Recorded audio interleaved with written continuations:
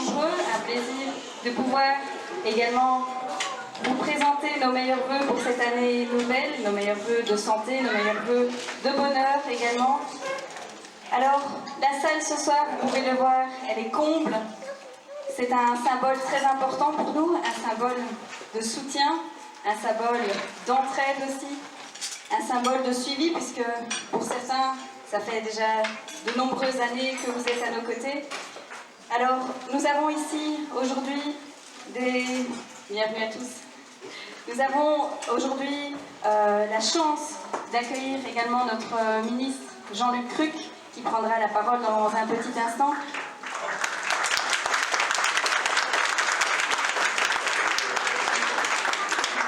J'en profite également pour saluer tous les membres du conseil communal et du conseil du CPAS qui sont présents aujourd'hui, de la majorité comme de l'opposition, puisque nous avons également une délégation du PS qui est présente et je les remercie naturellement pour leur présence.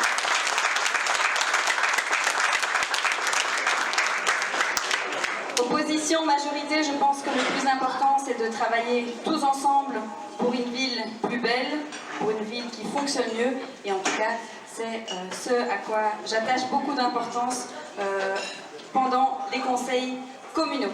Alors le début d'année, c'est aussi le moment de faire un petit retour en arrière, et on a tous aujourd'hui une pensée particulière pour les personnes qui nous ont quittés l'année passée, et je pense notamment à notre amie Marcella qui nous a quittés aujourd'hui.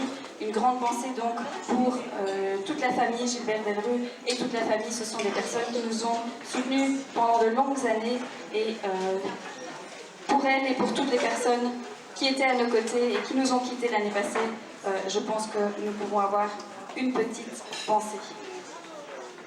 Voilà, l'année écoulée était évidemment une année très spéciale pour moi, pour les échevins de la majorité, pour les échevins de l'opposition probablement aussi, d'une autre manière, pour tous les conseillers communaux, les nouveaux surtout, qui ont eu l'occasion d'apprendre un nouveau rôle, d'apprendre de nouvelles choses de la vie communale. Ça a été une grande année d'apprentissage pour moi personnellement, une année pendant laquelle j'ai pris la température de tout ce qui se fait au sein d'une administration communale, et surtout de la complexité que vous connaissez ici de notre statut spécial qui, vous le savez, nous donne donc une situation complexe à gérer avec nos trois échevins de l'opposition. Nous ne sommes pas ici ce soir pour parler de politique. Je vous souhaite à toutes et à tous une excellente soirée, bon appétit et profitez. Bourgmestre, faire de politique, si ce n'est saluer tout le monde, l'ensemble des élus, et quelle que soit leur fonction dans une majorité, l'ensemble des sympathisants du collectif, ensemble, vous ne m'en voudrez pas.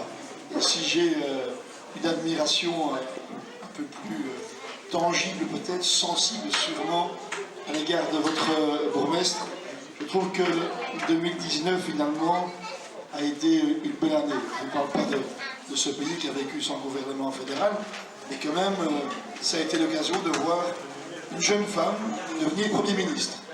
Et il faut croire que certains ont pris l'inspiration dans ce coin de Wallonie que j'adore. Il faut le connaître pour l'adorer.